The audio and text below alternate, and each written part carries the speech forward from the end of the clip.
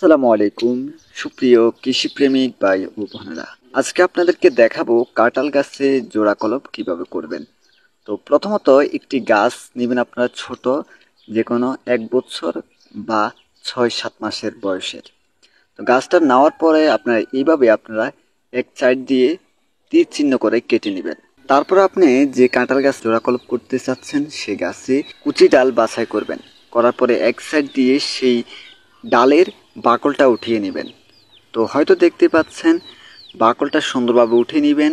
তারপরে সেই কাটা স্থানে আপনার যে 6 থেকে 1 বছরের গাছটা রয়েছে সেটার কাটা স্থান ভালোভাবে মিলিয়ে দিবেন।